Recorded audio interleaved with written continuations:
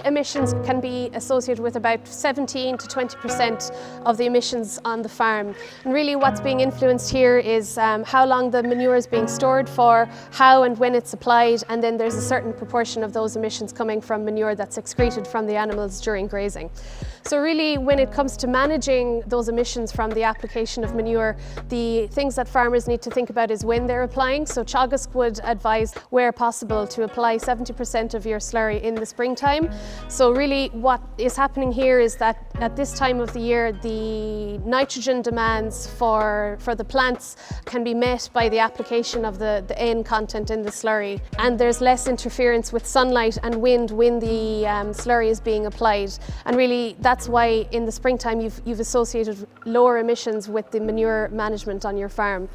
And then the other aspect to consider is how you apply your manure. So typically in Irish systems, a splash plate has been used in the past, but the tendency now is to move towards low emission spreading slurry technologies.